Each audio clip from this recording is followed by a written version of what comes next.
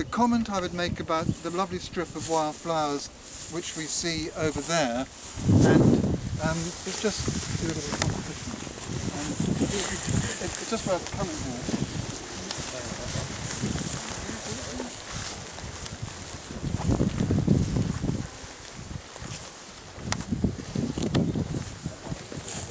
Right, how many farmers here are with their wives? Well, you are. Okay, we have two. Anyone know what this is? Is that ladies' bed straw? It's not toadflax. Sorry? Ladies' bed straw. Ladies' bed straw, yes. Well, we'll pass it round. Your wife's not here, but it has the most heavenly sort of fragrance. And if you want to go home, there's masses of stuff about it at the moment, take a little bouquet home and say, darling, this is for you. On a flag. And do pass it around. Now the point about this is that as the years went by, and we started in these schemes about 10 years ago, we came to learn something that was so obvious I wondered that I didn't think of to begin with, which is that if we sowed the wildflowers with very unaggressive grass species, they prospered so much more. And in the mix we've got here, this was sowed in 2007. We have grasses like common bent, crested dog's tail, and Chewing's fescue.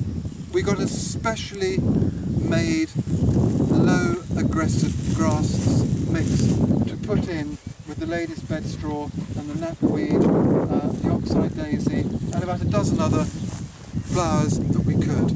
And the point is really that for the sake, I guess, the seed in here might have cost me about £50 or something. It brings you so much more pleasure for, you know, 3 or 4 hours sitting on the sprayer, or just calibrating the sprayer properly. Yeah, yeah, trying to hold it. Yes, this is common bent, and the sort of grasses you want to avoid in a way are these great big bits of cocksfoot, which will dominate almost anything. Cocksfoot is very good beside a hedge because various butterflies and things lay their eggs on it. And one of the things we did, we had an old 6-metre accord drill which we could divide into 2 halves. It had 2 seed hoppers in it, and we put the more tusky species next to the hedge in one 3-metre width, and the much kinder, less aggressive species in the other 3 metres. And if that was the only thing I said today, if you can find an old accord drill that's got 2 hoppers with it, or alternatively drill it twice,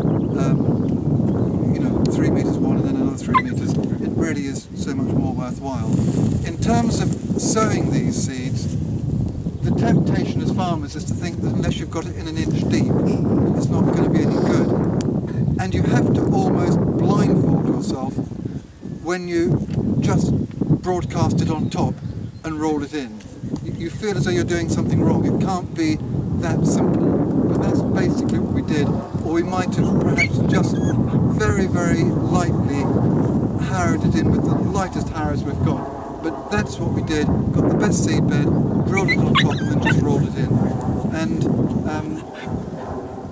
preferably just ahead of a rain, so that, it stands a chance.